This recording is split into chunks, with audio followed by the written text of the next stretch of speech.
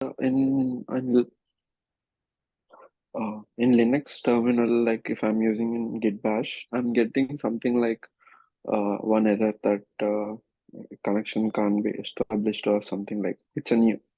It is asking for fingerprint something. Can you share the error screenshot? Uh, yeah, I'll share in WhatsApp group after class. Yeah. Yes, please.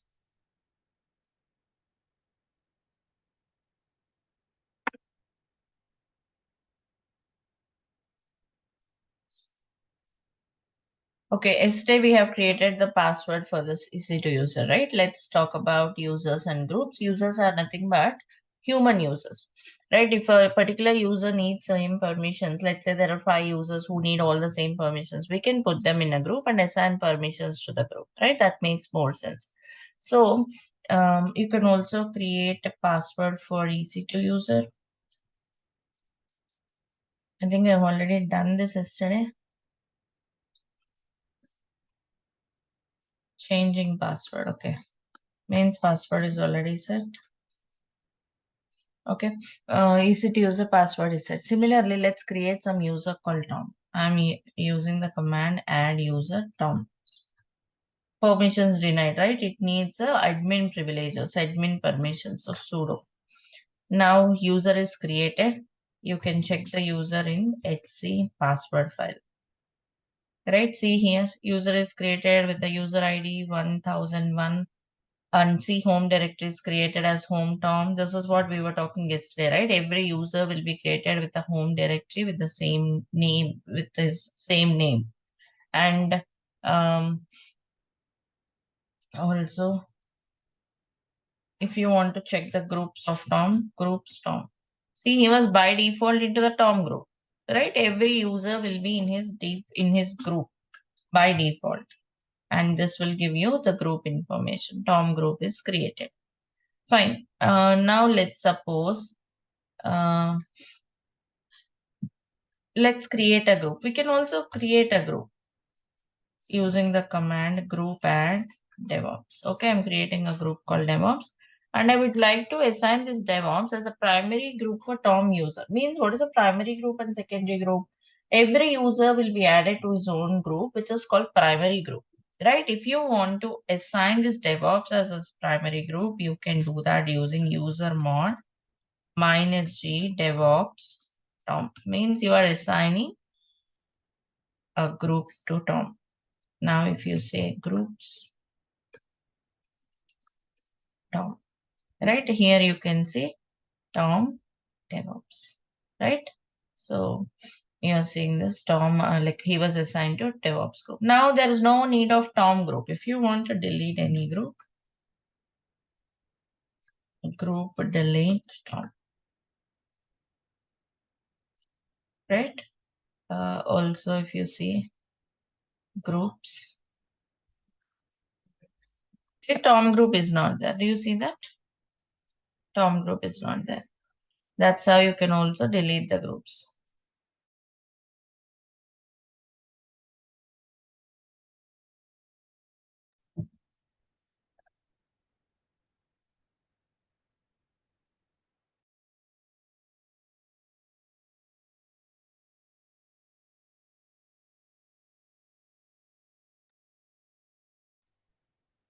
Okay. And yeah, now if you see groups, Tom, right? He was into DevOps group. Let's suppose I want to remove this Tom. We deleted Tom group as well. Let's suppose I want to add him to some other group, right? Let's suppose what I'll do is user mod -ag. I just want to add this Tom to some other group called admin. -ag will append him, will not remove him. See this? DevOps is still his primary group, admin group. He was also added to admin group. Right? That's the difference between -ag and -g. -g will assign the particular group as his primary group and remove him from the other group. But this one will append him to another group called admin -ag. Right? This is how you can see his groups. Also, let's suppose I want I want to delete a user from a particular group. Let's say now Tom is into admin group. Suppose I want to remove Tom from this admin group. You can also do that. G password -d Tom from admin group. See, removing user Tom from admin group. Now, if you see, he's again into DevOps. Just adding him to a group, deleting him from a group, appending him, right? Those are the things we were doing. Now I'm logged in as ACT user. See, these groups and users makes more sense when you give the permissions, isn't it? It's all about the permissions. When you want to assign permissions, that's where these groups and users makes more sense. So let's try doing it. Let me create some file.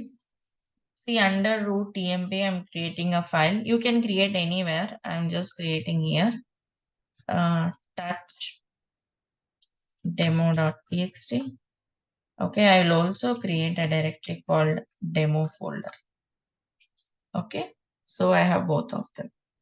A long list will show you permissions of a file, like long list, ls minus a long list. See, it will show you all the permissions. Means whatever files are there in that folder, it will show you permissions of all of them. If you want to see permissions of only a particular file, you can put the name here. See, this is how you see them. Okay.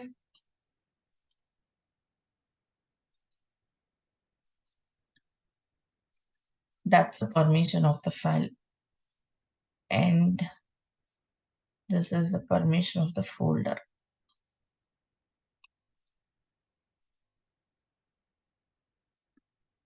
So what is this? How to understand these permissions, correct? Let's see. This first symbol, this one, denotes whether it is a file or folder. Hyphen indicates it's a file. My D indicates it's a directory, it's a folder. That's the first thing. Second thing is, see these three characters. Three.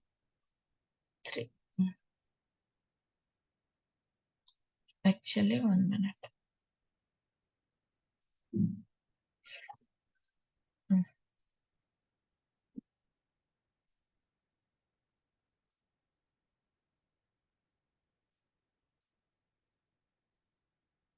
This is the file.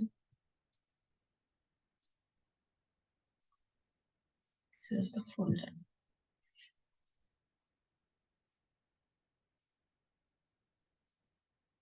Okay, how to understand them? You can divide them like this into three parts. Okay, first part indicates first section, or else give me a second. Let me also put this.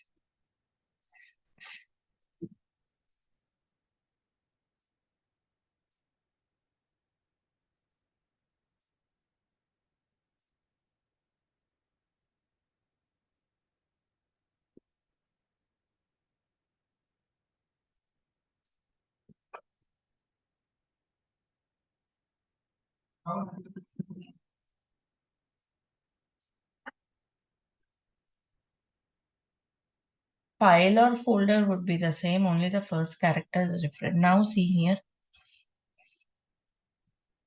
This first character indicates this is the file, right? This one indicates this is a folder. Second part means this one. See, every part will have three characters. RW means read write. This is also read write. This is only read.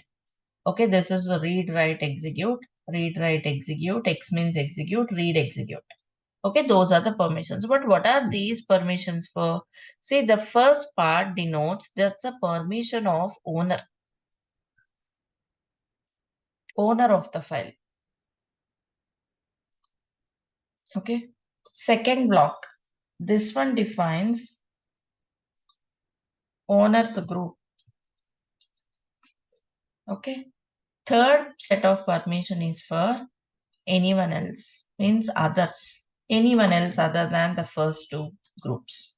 Same is the case here also. right? Owner means who is the owner? Here you can see the owner. Owner is nothing but who created it, EC2 user. So EC2 user has got read write. And EC2 users owners group is also EC2 user, right? EC2 user is the group. He is also having read write. And anyone else will have only read permissions on this file. That's how you have to understand these file permissions. Now tell me, Tom will come under which part? Owner, owners group or others? Owner. Tom is owner of the file. Others. Others. Here, this is the owner. Owner means who created the file. This is the owner, right? So EC2 user is the owner. Owners group is also EC2 user. Where does Tom comes under? Means Tom will have only read permissions. Let's look into it. Let's say I'll open this as EC2 user. I'm working as EC2 user.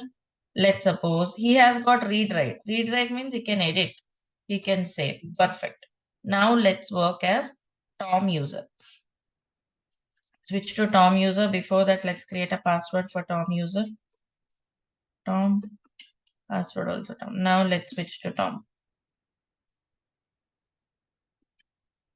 Okay. Now let's go to that file tmp. Let's open this demo.txt. See at the bottom, can you see? Changing a read-only file. You can't do that. See if I try to save it. See? Please enter or a command cannot open the file for editing because Tom has got what permissions Tom has got? Read. Read. So this is how permissions works. Okay, this is the importance of creating users and groups. Right, Tom has got only read permissions. Means let's say you have a team of 5 people. Right, some of them you don't want to give write permissions because they're new joinees or else juniors. Right, so this is how you restrict the permissions. You cannot edit the file. Right, I'm again going back to EC2 user. See, I'm back as EC2 user. EC2 user can edit. Also, owner or admin user. Who is admin user on this server? Owner or admin user can only change the permissions of anything. EC2 user is an owner, so he can change. chmod, let's suppose I want to give permissions for this owner. I want to give owner permissions, write permissions for owner. How to do that? Sorry, not owner, others, right? Others is denoted by O. O plus W. O plus W means, see here. O means this one, others. Plus W means it will add write permissions. Right? Now if you do ls minus l demo.txt, can you see that? Tom has got write permissions. Let's test. su-tom. Password is also Tom. Demo dot. Okay, the file is in tmp folder.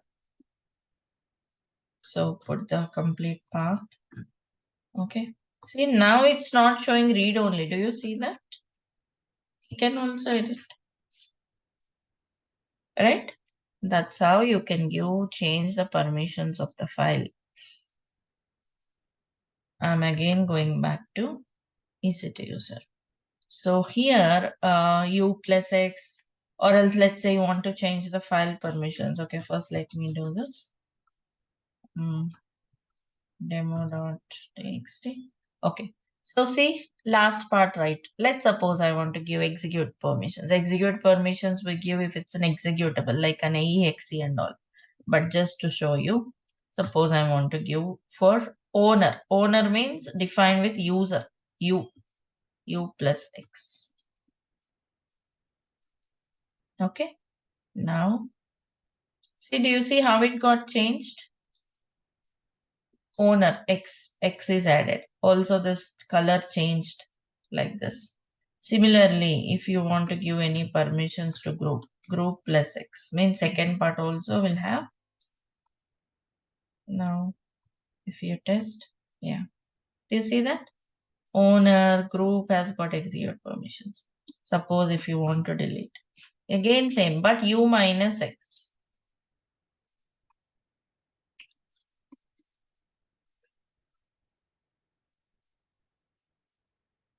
Do you see that? That's how you remove the permissions with minus, add the permissions with plus. Understood, everyone? Yeah.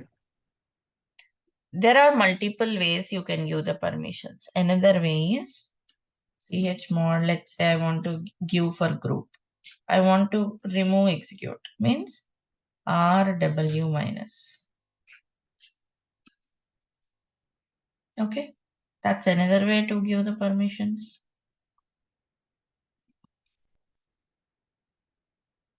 Right? This is another way.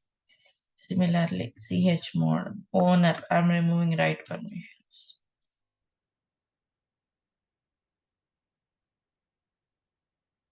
Right? See here, I removed again write.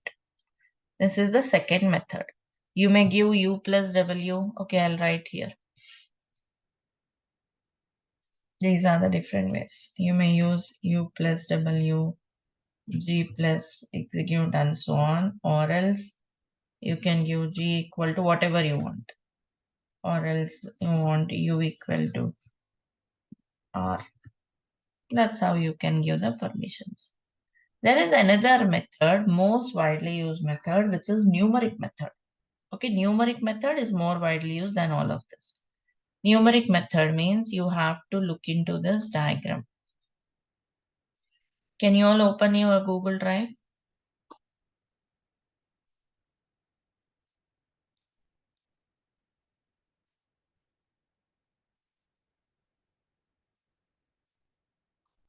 All of you can go through your Google Drive. First document, Linux Basics.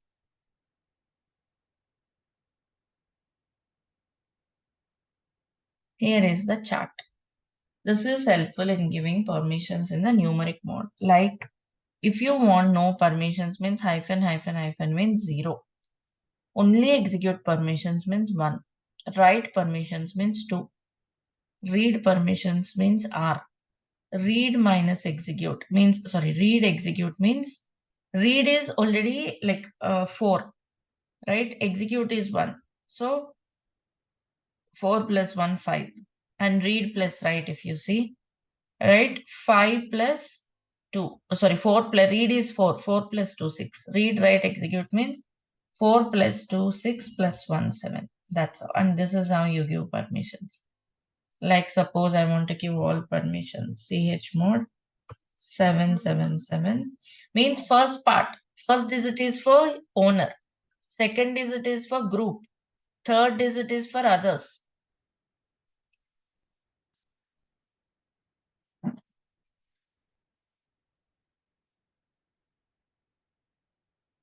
Right? That's how you give the permissions. Preethi, in Hmm? command line 4, you are doing like command line 3. You are doing chmod o minus w, right? So that means like you are removing owner with the right permission. Yes. So that should be like w should not be there, right? When you check, it's removing from user, right? O means other, not owner. Oh, okay, U okay, means sorry. owner. Got it.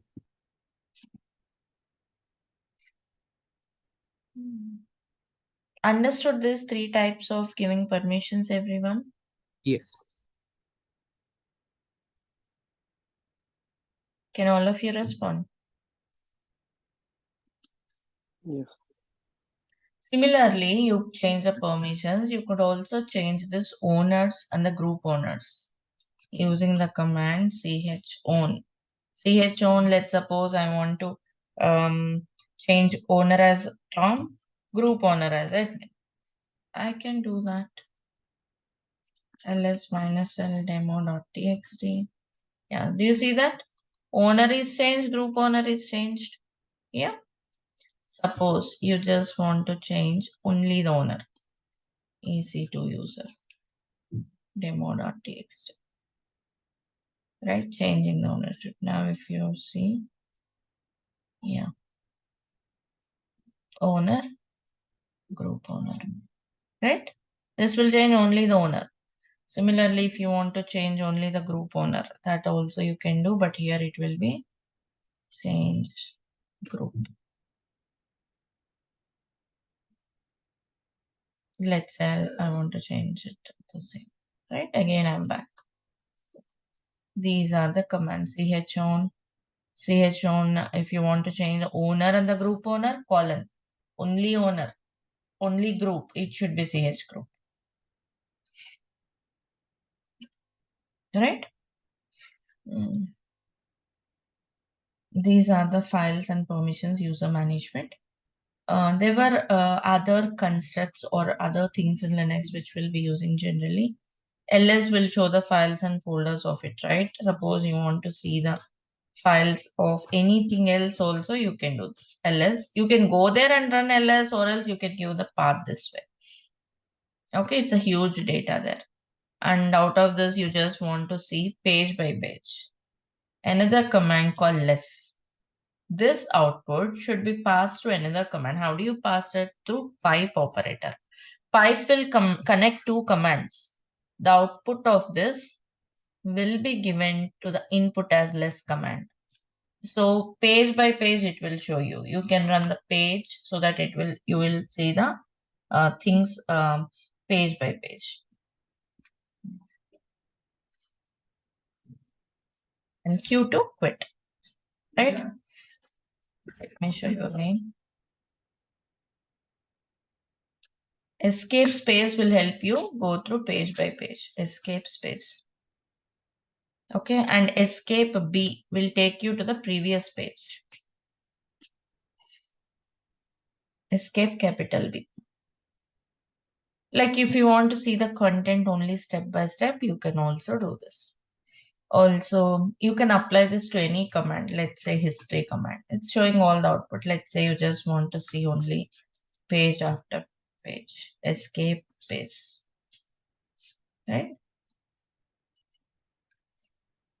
That's one thing. And also, suppose out of this history, I just want to see only the commands which have sudo. Let's suppose.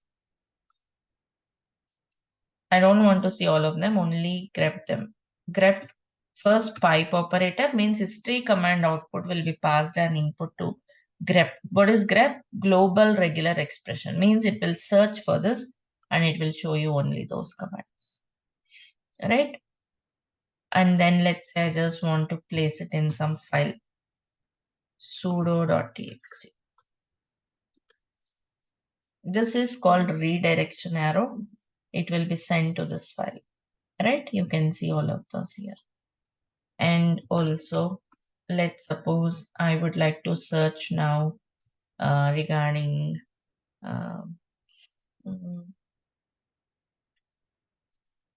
user mode, right?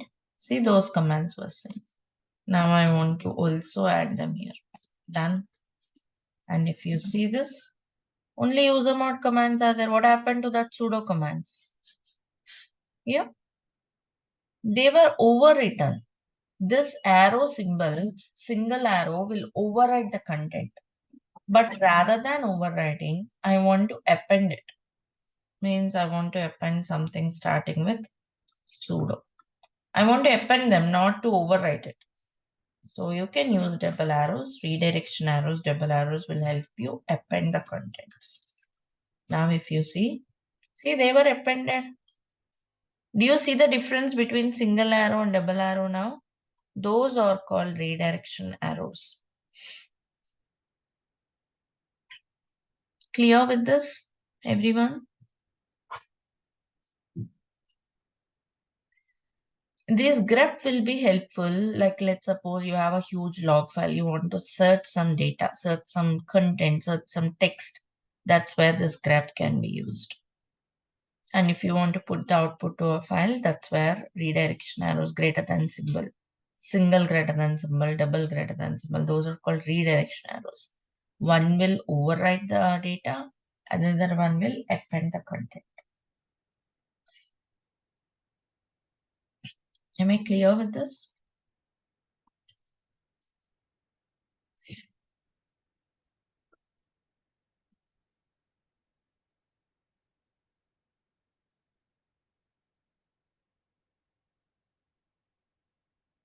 All right. So those are few operators, and in the Git session, do you remember we have installed Git on our Windows? How to install the packages on Linux?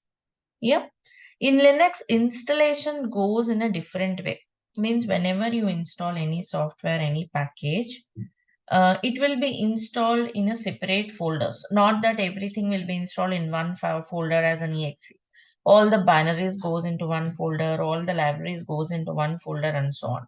Also, when you are uninstalling also, you have to clean up from all those places. So which makes the things complex. So there comes something called package managers in Linux. Package managers. They each operating system means each Linux distribution has got different package managers. Like if it is Red Hat based systems, the package manager is like Yum package manager. Okay, if it is Ubuntu, it might be apt or apt-get and so on. Using this package managers, we'll install the package, we'll uninstall them so that it will take care of installing it in all the correct folders, also cleaning it up from all the respective directories. Right? That's how this can be helpful. So let us try to install some package. This is Red Hat based system. So I can say yum install git. That's all. This will install the package, but from where it will download? It will download from yum official repositories. Okay, you can even configure those official repositories. By default, they were configured, but still, if you want, you can do. They're under htm.repos.d. See, those are the repository files available by default, and this is where the repos are configured. See, Amazon Linux, the region, domain, and that's a URL from where it will download. So generally, all the packages can be downloaded from here. If there are certain packages which are not available in the official yum repositories, you can also create repo files on your own. There's repos files you can create. That also we will see as we progress. But now Git is available in the default repositories. That's a general package. So install Git. You need to be a root user to do installations. So you can be sudo or else switch to root and do it. See, it will ask for confirmation. Yes to confirm. Right now you can see Git is there. You see a lot of verbose means Git is installed. You may also see Git version and Git is installed on the system. How do you use it? Can anyone? Git init. Git init, that's all. Like anywhere you do, you go to your folder. Let's say my folder, I want to make a repository. Go there and do git init. Commands are same. Concept is same. Hidden file is created on Git. Now you create any files like we did on Windows. Everything is same. Some of you are asking, right? Some days back.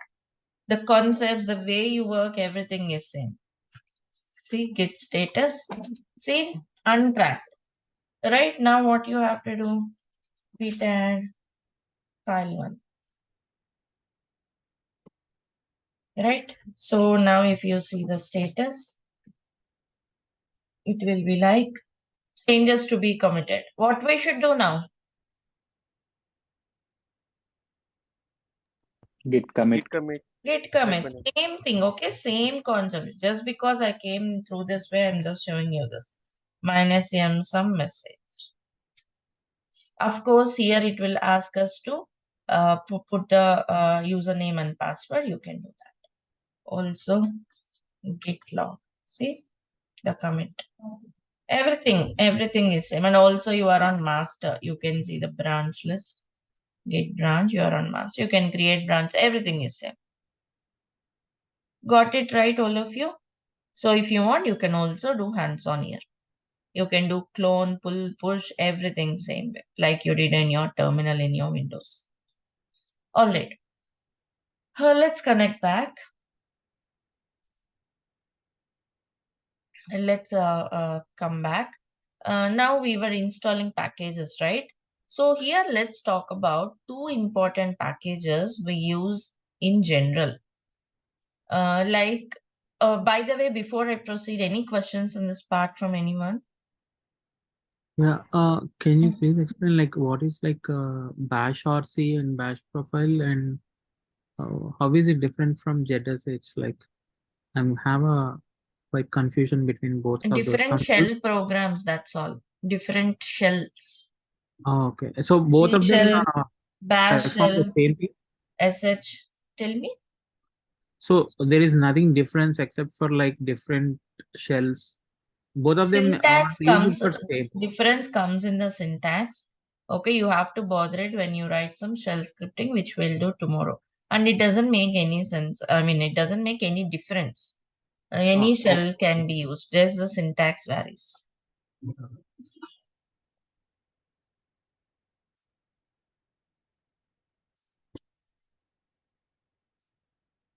Any more queries?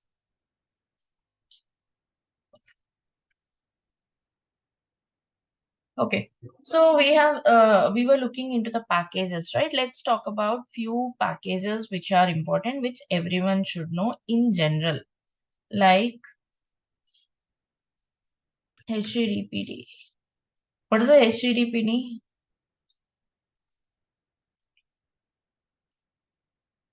How many of you know HTTPD?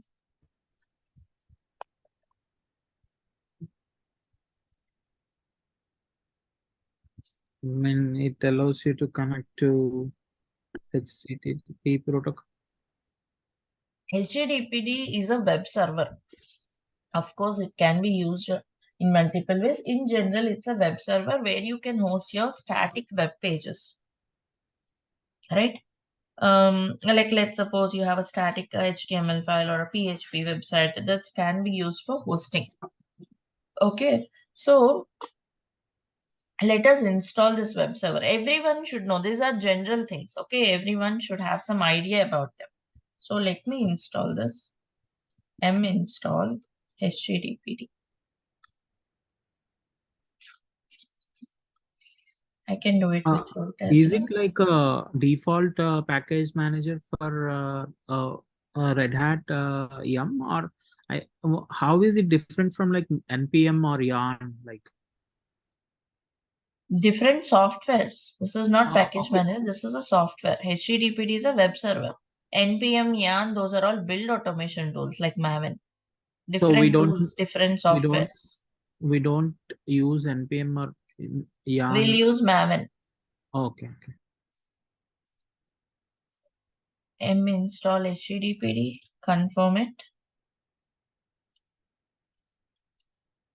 By default, we use yum for Red Hat. That's it. Yes. Okay. Package is installed. HTTPD. Is it running? You can check the status using systemctl. Systemctl is a utility in Linux with which you can check the status of HTTP, whether it is running or not. It's not running. Do you see that? It's inactive. You can start the service using the same command. Systemctl start HTTPD. And you see that now it's running. So, okay, fine, it's running. And HTTP server runs on a default port called port 80. That's a default port. It's configured on port 80. But if you want to confirm it, because it's not that everyone knows HTTP, or else tomorrow there will be a new service, you have to install new package, you have to, not that you know all those, right? You can check with the process ID. In Linux, there will be something called process ID. You can use, this is a simple networking command, netstat -lntup. It will show you all the services. See, so many process IDs. But if you want to check only this process ID 3911, that's where again pipe grep can be used. Following all of you, it will show you only that particular process ID and it's on port 80. Making sense? I want everyone to respond, not just one or two people will be speaking, others will keep quiet. I don't understand whether you are following or not. I Yes. want to take care of, see that everyone is following. If you don't want me to bother about, please let me know. I'll not ask this question. Are you following? It's on port 80, right? Now, you can also check that on the browser. Let's get our EC2 instance.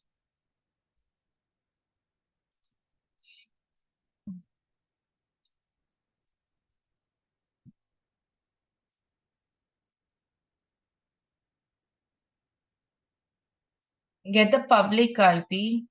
Okay, if you want to check the content of the browser curl, see, these are all different Linux commands. Okay, you can make a note of it. Slowly you can practice. When you do port 80, it should show the content, but it's not showing here. It will not show here also. You can put that public IP, because why public IP? When to use public IP and when to use private IP? Anyone, any idea?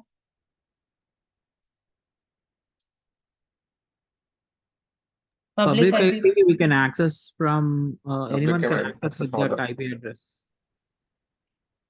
Public Whereas IP is to connect to the instance from outside AWS. Okay, like from my Windows, from PuTTY, always public IP. If it is two instance communication, we'll use private IP. We'll see that also, but for now I'm connecting from my browser, which is my Windows. So public IP.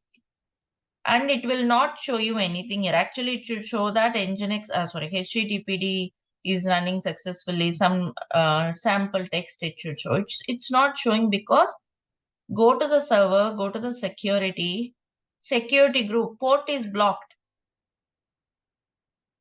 This is important to understand. Security groups of an EC2 instance. See, here we are already learning EC2 topic. We were learning security groups. It's not that I'll teach AWS separately in the course. Through the content, as per the requirement, as per the content, we'll be getting into those services. Okay, that's how you really learn. It's not that we should start AWS, learn all the services blindly. So whenever we come to the scenario, we will talk about AWS services, Linux concepts throughout the course. So make a note of it and stay attentive. So here are the security groups. Security group is like your firewalls, right? You can edit the inbound traffic, means I want to allow traffic on port 80. You have to add that rule. Port 80 is actually HTTP port. So okay, port 80 and source means from where you want to allow the connection. Actually, the best practice is I should say my IP, means my Windows IP. I can select this. That's the best practice.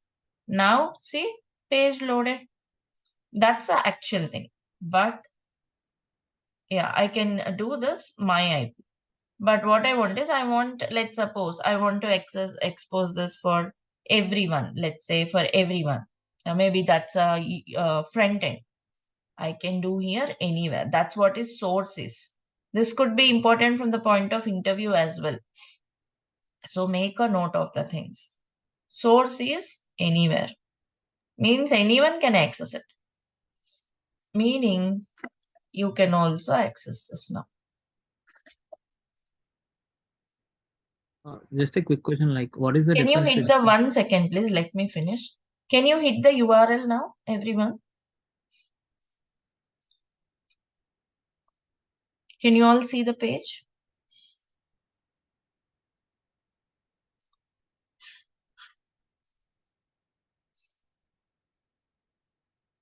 I have can sent it in the Zoom chat. Yeah, I hit the URL, but it is loading. I think it's. Oh, sorry. For SSH, I have changed. I'm sorry. 1 minute. I have changed it for SSH. I should change this. Now, can you check? Yes, it's working. Yes, it's working. So that's the difference between source. It decides from where you want to connect. This is another concept of security groups in AWS. All right, let's come back.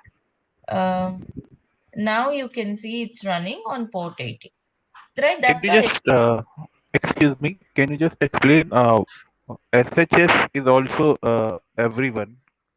So doesn't it mean that it will allow HTTPS protocol? Is it? SSH is different, not HTTPS. Okay. So here it's running on port 80, right? Now let's say, see, for every service, particularly HTTPD, listen this carefully because in our DevOps, we'll be deploying something on HTTPD, we'll be deploying something on Tomcat and so on. So understand them. It's a web server, default port is 80, and there is something called document root location. Means if you want to host something, this is the default document root location, meaning once it is installed, just go to that path where www.html. There is nothing hosted here. You may host any PHP pages or static HTML pages. There is nothing. That's why you are seeing this default page. Okay, now I would like to host something, means deploying. Let's say I just want to deploy some HTML file. Okay, this will be done by developers. Just I'm writing a simple text. We will not do as a DevOps person, just a sample.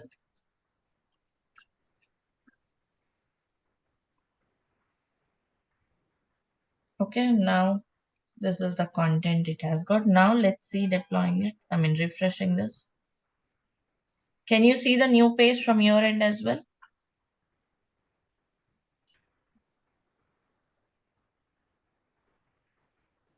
Yeah. Yes. Yes. So that's how Yes. static web pages can be hosted. This is the concept of web server. Okay, of course, it can be used as a load balancer. There's Nginx. That's a different thing, but basic concept, right? Just remember HTTPD is a web server. Okay, default port is port 80. It's a web server, default port is port 80, document root location, this is the default. If you put anything in this, like that's called deployment. For deploying on web server, you have to place your code here, right? And also all the default configuration. Suppose I want to change the port number. Let's say on port 80, something else is running. Okay, I don't want to put anything here. So conf, httpd conf, http.conf. This is the configuration file for all those configurations.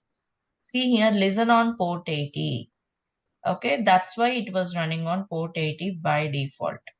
Okay, see document root. Do you see document root location is where www.html. If you want, even you can change this. See, by default, all requests are taken from this directory. Okay, so I'll show you changing the port number. Don't mess up this file. Your HTML may not work. So let's say I want to put it on port 81. Save it, restart it. Systemctl.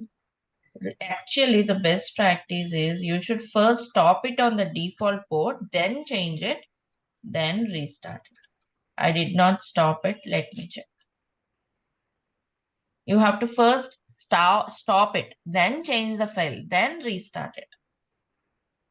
Anyway, let me check the status. Systemctl status HTTP. See, it's running, but the process ID is 4109 netstat minus lntup grep 4109. See, can you see that? Right? Now Yes. you should see this on port 81. We But you need to cannot update see it. Why? because You have the to add the, Port is not. Yeah. we have to add inbound rule. It's a custom TCP now. HTTP port means default 80, but now it's a custom port.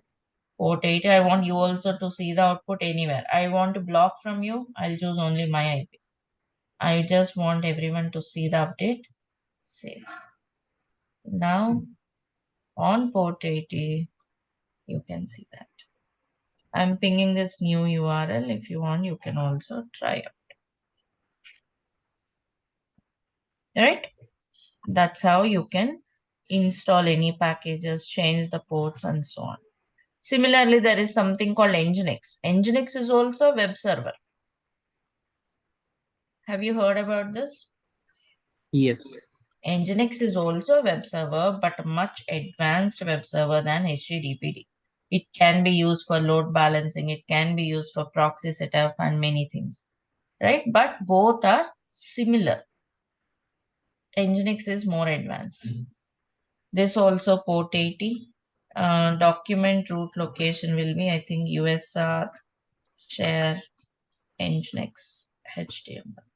Like I said, you can change them in the HTTPD conf. Similarly, there'll be Nginx conf file, right?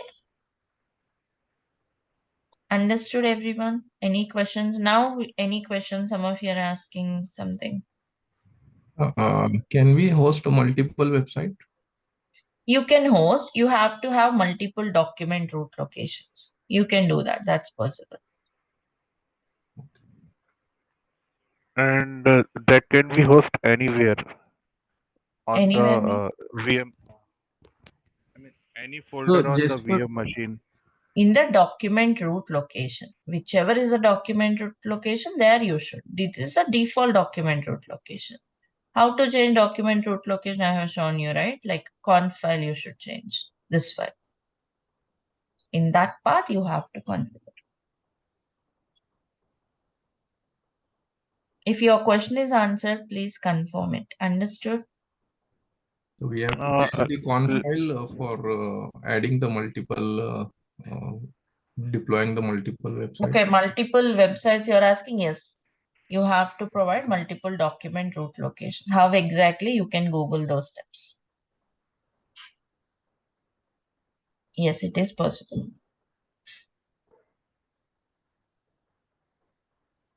Any more questions? yes, Preethi, just to confirm, like, so you said like we can keep HTTP index files over here, right? So, is there any way that we can just fork some HTTP from internet and put it there and access that application? You can. That's how you get the code. I just created the code. You get the code written by developers by cloning.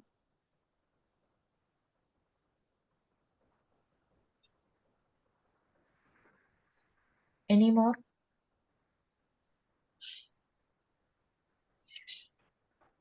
All good, right, for everyone? we have to actually exercise it because we are not from this Linux background. So these See, commands are too don't many. think that it is from Linux background and all. This is the very basic. Just take it as a new subject. You don't need any background for it.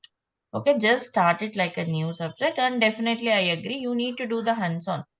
Okay, but if you understand what I'm saying, hands-on becomes more simple. Here I'm asking about, have you understood what we were talking about? Definitely, you should do hands-on, then you get more questions. I'm talking about for now, is it understood clearly? You set some inbound rules like SHS, Mm, HTTP. mm. What is this SHS? SSH, SSH? we are connecting through our putty, right? Yesterday I told you, or else in the beginning when we created our instance, it's using SSH protocol at the back end, right? That's what is SSH. That you are connecting through putty or anyways means that is through Okay, SSH okay, protocol only. That okay. concept we will learn it. Okay. So if you compare it, it is something like a remote RDP, remote desktop Correct. RDP. Correct. Yes. SSH is a protocol to connect to remote servers. It works on 22 port. Already that rule is added. That's why we are able to connect. So by default, it got enabled. Yes, that is there by default.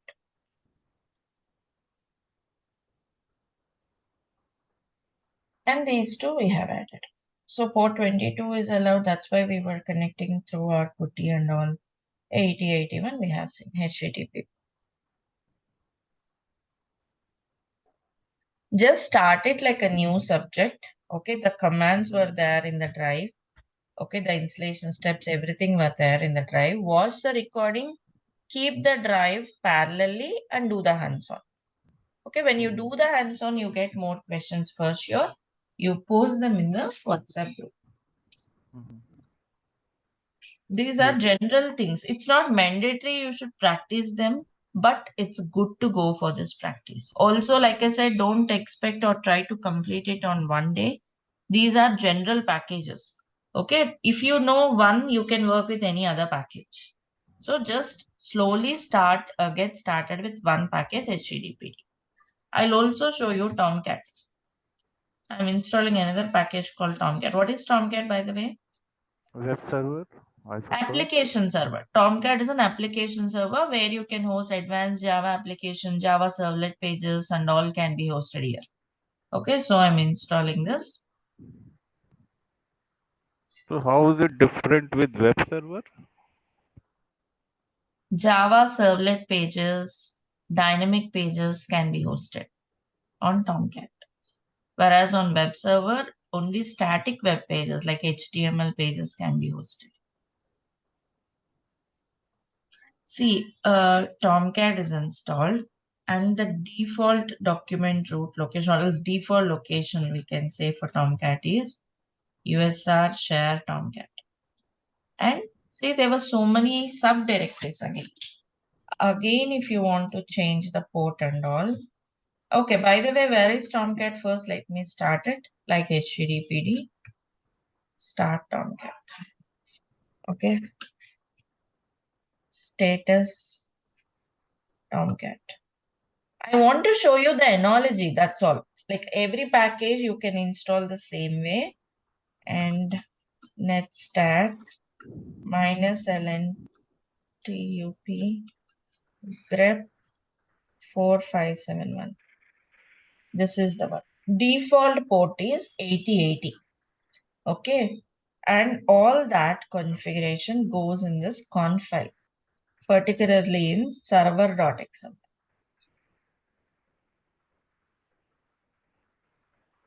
See, this is the one, connect port. If you want, even you can change it like we did for HTTPD. Okay. I'm not doing all of that. So it's running on port 8080. And suppose like you hosted on web server, if you want to host anything, it's a web apps directory. Remember this. For Tomcat, you should put anything on the web apps directory. Anything, particularly Java applications, can be hosted here. Java application will be hosted here in the form of jar file or EAR file or a var file and so on. Means developers will write the code and create this artifact. How they'll create the artifact, that's all different story. That's done through build automation tools. We will learn it. But for now, I want to get a sample var file for our testing, right? So you can go here and type in sample var file download.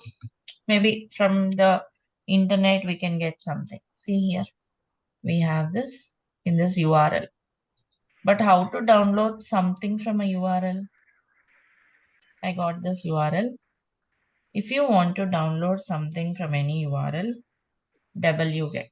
That is another Linux command or utility. URL. It will download into the same folder. I'm already in web apps. So that's a sample var file. Right? That's how you deploy. Now restart Tomcat after this deployment. When you restart and check it, see it's like a zip file. It's extracted to this. It is extracted means you can see that. Means your application is running. Again, get the IP address. Sorry.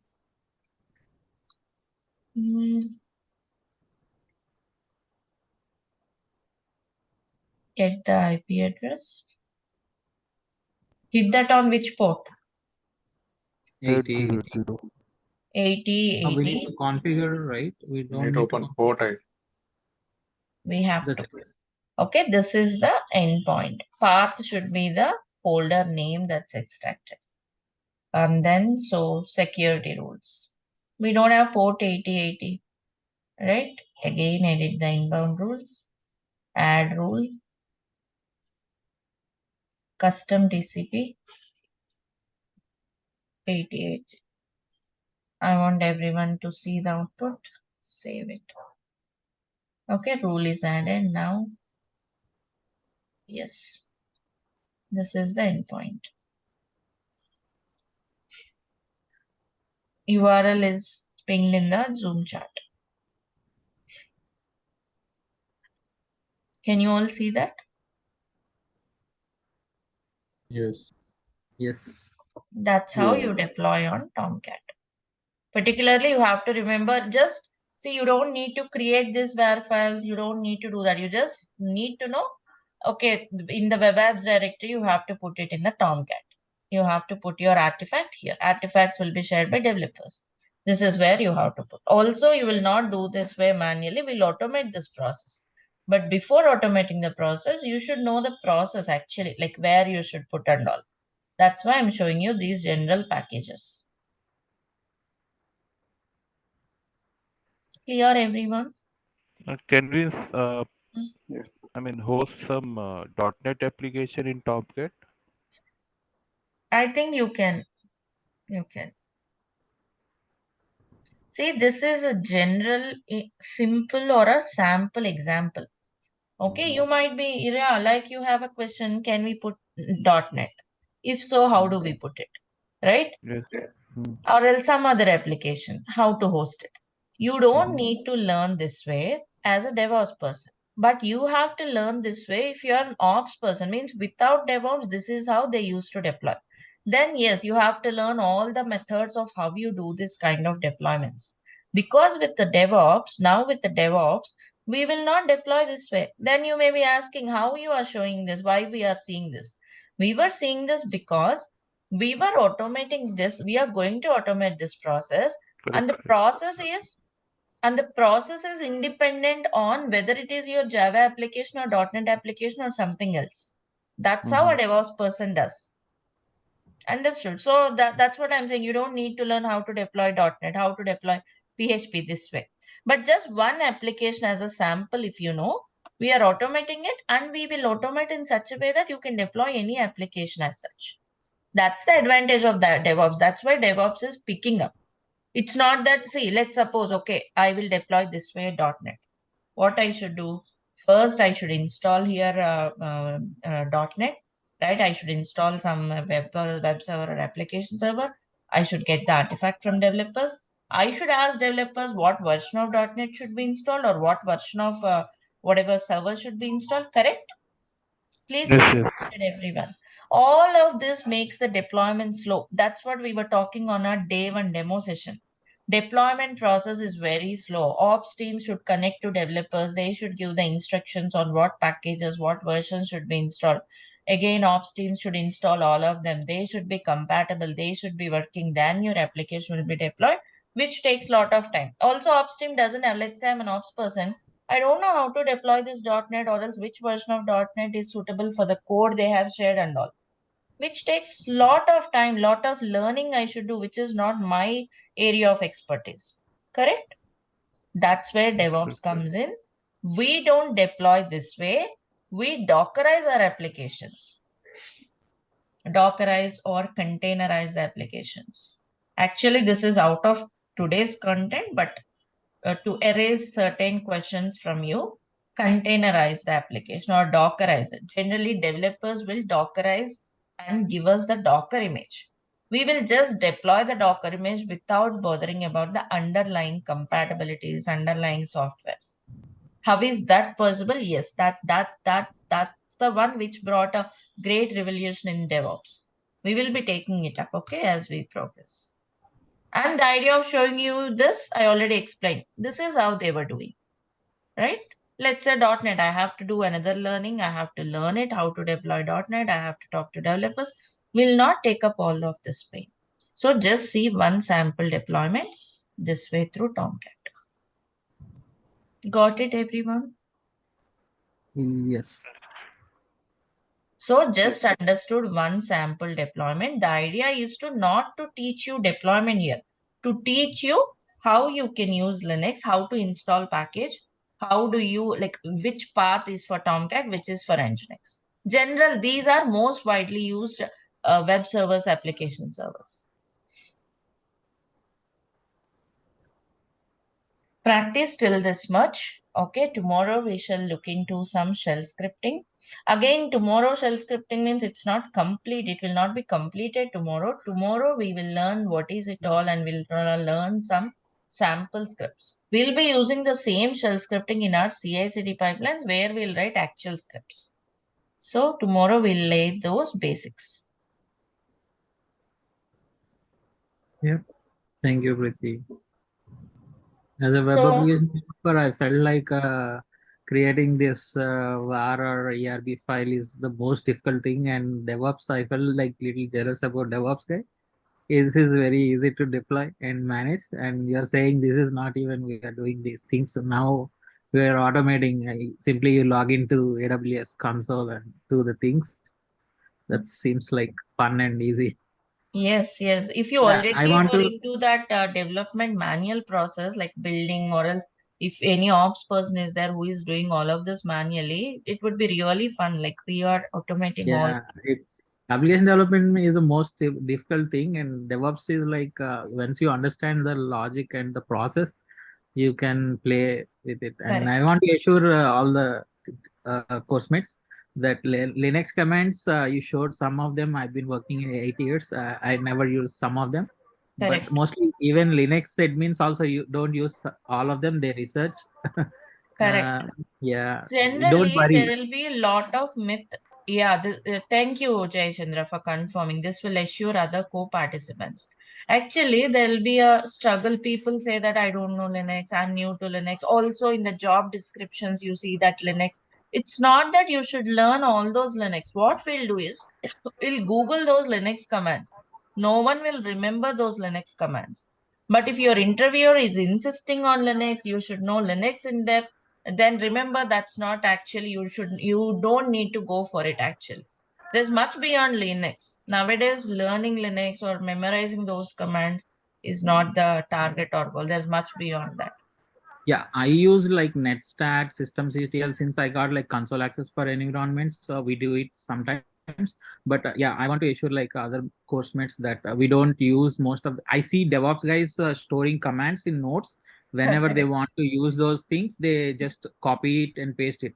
Hmm. Even they search on online. That's like common practice. If they are saying like we don't go and Google, they are lying. It's common practice.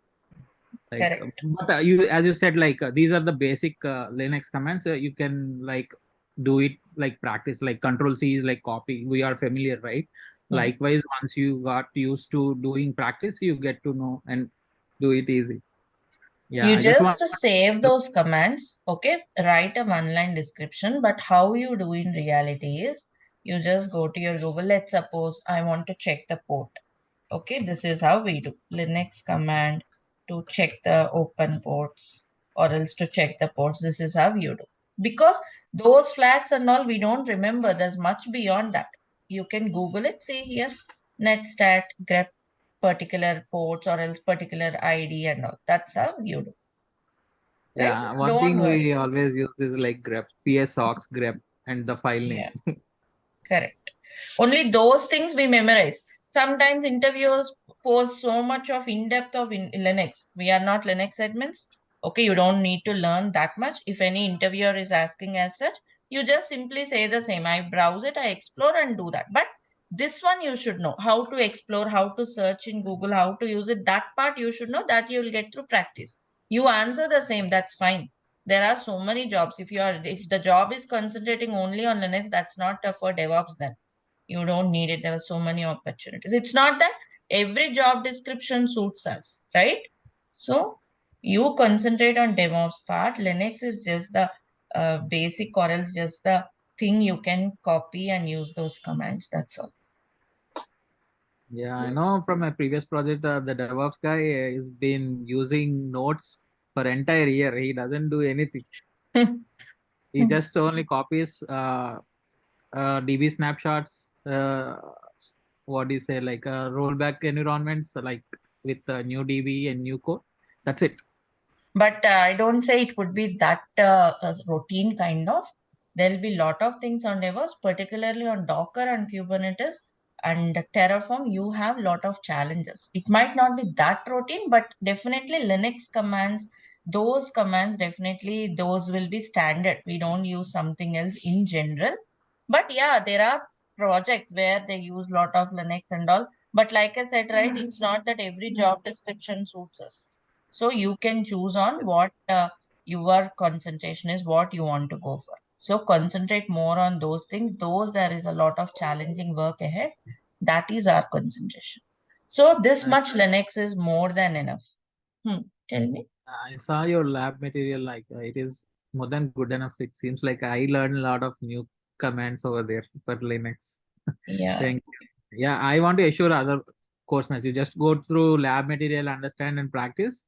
That gives you confidence. Like do it like 4 times for the fun, then you will Daily, understand. you can spend some few minutes on Linux. That should be fine. Just on this, any Linux server, those commands work, right? Just practice them. That's all.